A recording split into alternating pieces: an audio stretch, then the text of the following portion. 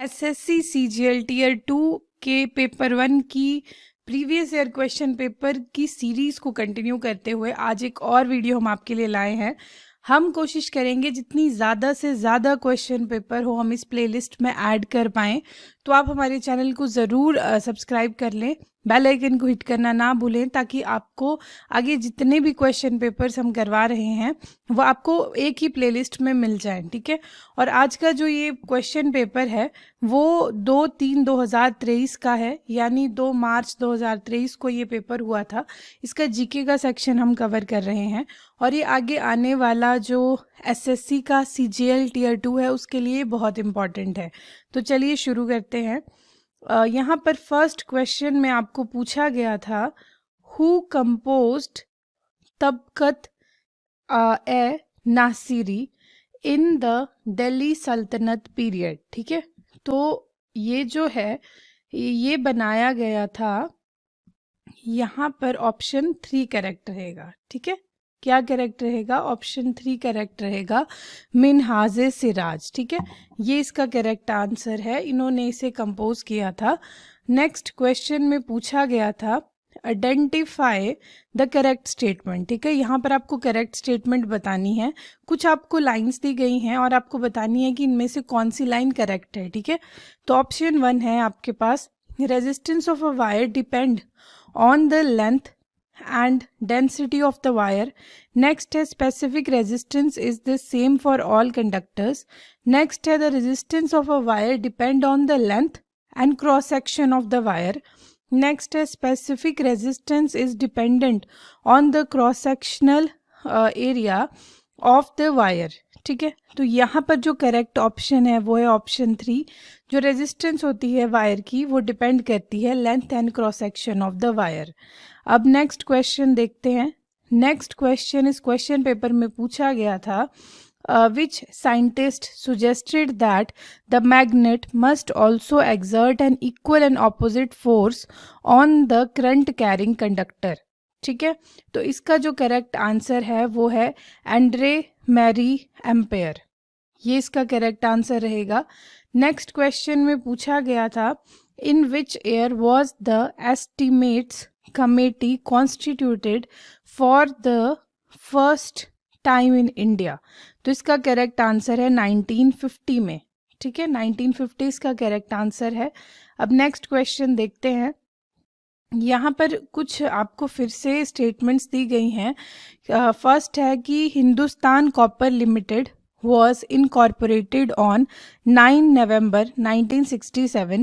Next है the Khetri copper complex is located in Rajasthan, ठीक है। नेक्स्ट है the headquarter of mineral exploration consultancy limited is located in Jaipur, ठीक है।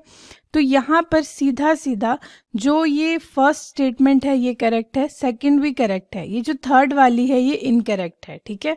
तो यहाँ पर जो करेक्ट आंसर है वो होगा ऑप्शन 1 ही, ठीक है। ऑप्शन 1 में ही आपको दिया है 1 एंड 2, क्योंकि जो हेडक्वार्टर होते हैं, ठीक है, जो हेडक्वार्टर है मिनरल एक्सप्लोरेशन कंसल्टेंसी लिमिटेड का वो जयपुर में नहीं है, वो महाराष्ट्र में है, ठीक है।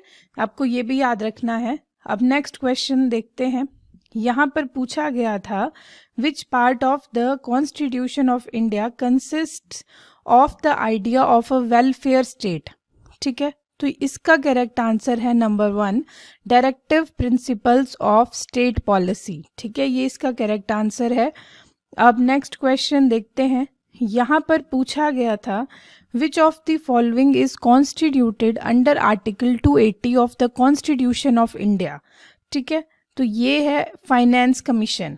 जो फाइनेंस कमीशन थी वो कॉन्स्टिट्यूटेड थी under article 280 of the constitution of India के, ठीक है, ये आपको याद रखना है। अब नेक्स्ट क्वेश्चन देखते हैं। यहाँ पर पूछा गया है, फिर से यहाँ पर ये कुछ लाइंस दी हैं, ठीक है, जैसे ये नंबर 1 है, नंबर 2 है और इसी तरीके से यहाँ नंबर 3 है, और आपको बताना है कि इनमें से कौन सी जो लाइंस हैं वो करेक्ट है, ठीक है।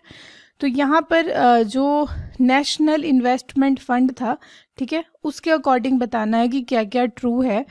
यहाँ पर फर्स्ट पूछा गया है, it was created in 2005, next है 75% of its annual income was to be used for schemes promoting health education and employment.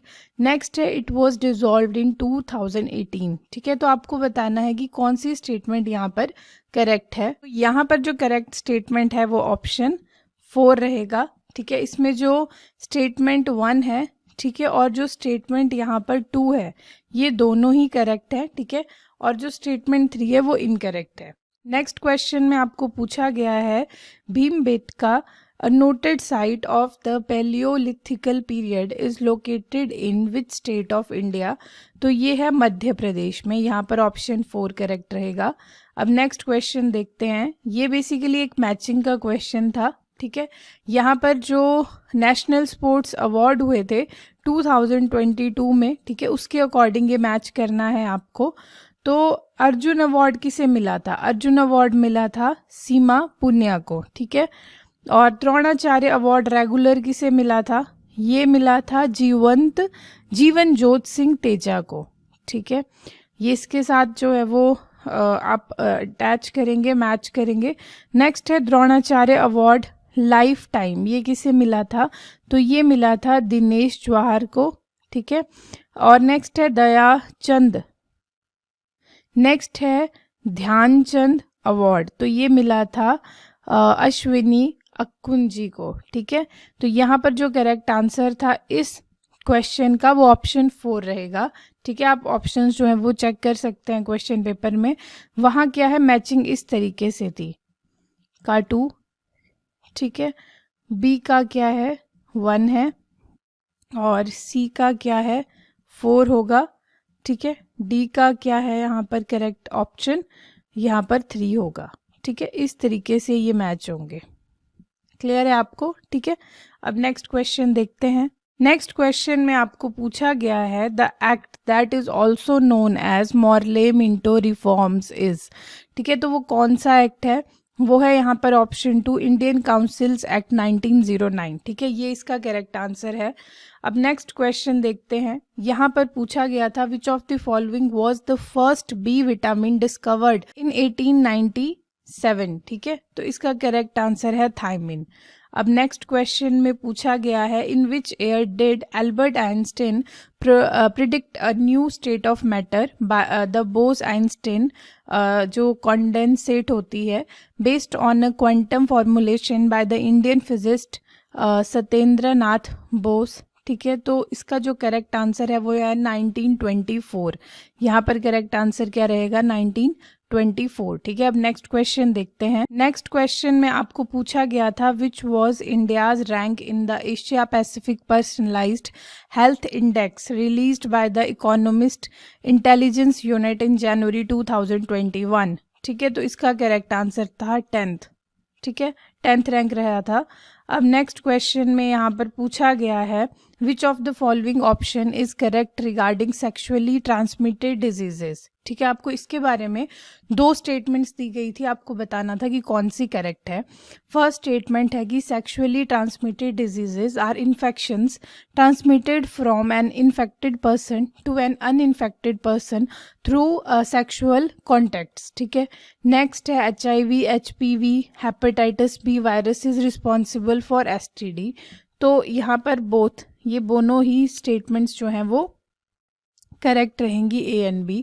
अब नेक्स्ट क्वेश्चन देखते हैं। नेक्स्ट क्वेश्चन में पूछा गया था what do you call the type of drugs that mimic the natural messenger by switching an receptor. ठीक है, इसका जो करेक्ट आंसर है वो है एगोनिस्ट। ठीक है, अब नेक्स्ट क्वेश्चन में पूछा गया था identify which type off season that is not a part of the 4 seasons of India.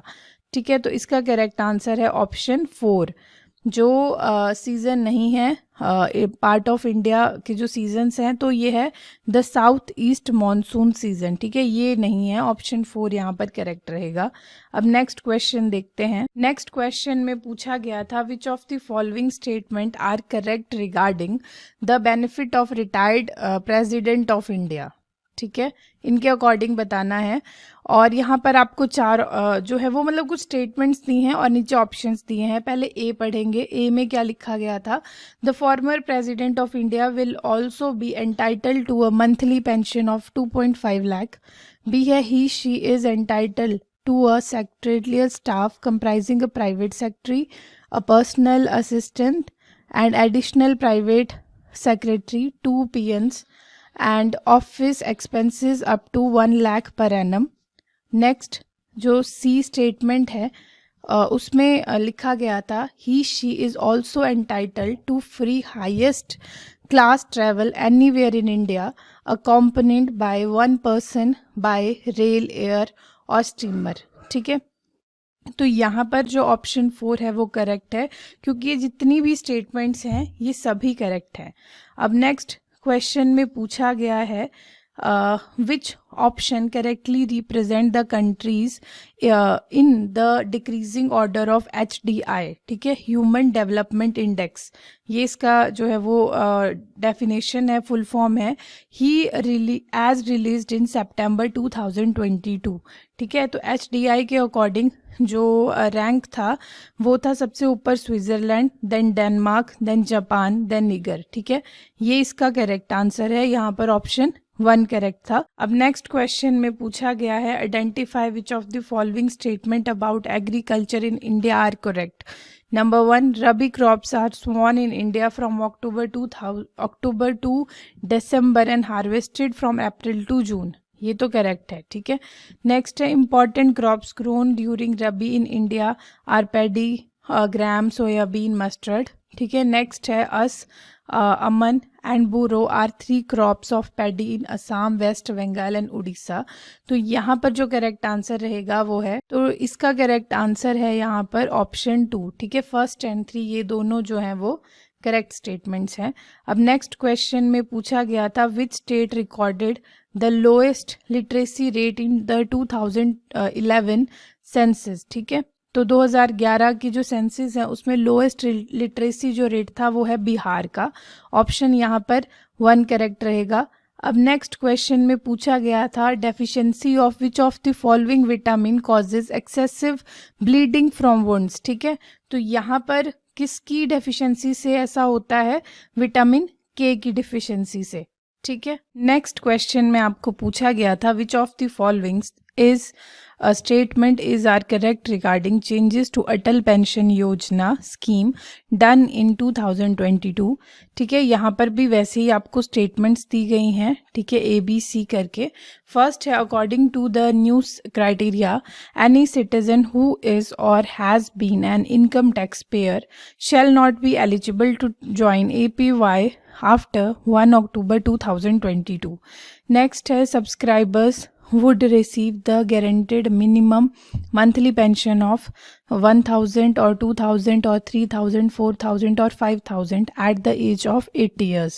Next, as per the new rules, subscribers can make contribution to APY on a monthly basis only। ठीक है, तो यहाँ पर जो correct option था वो था 4 कि according to the new criteria.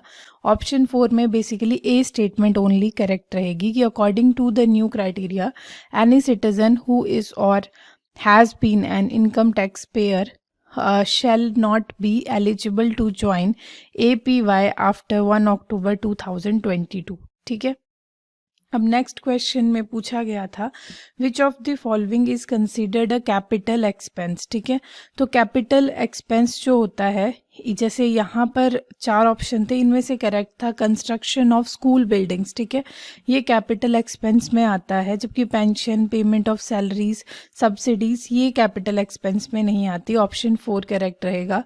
अब last but not the least, ठीक है, यहाँ पर पूछा गया है कि a light bulb working on 18 volt battery. ठीक है, वोल्टेज कितना है?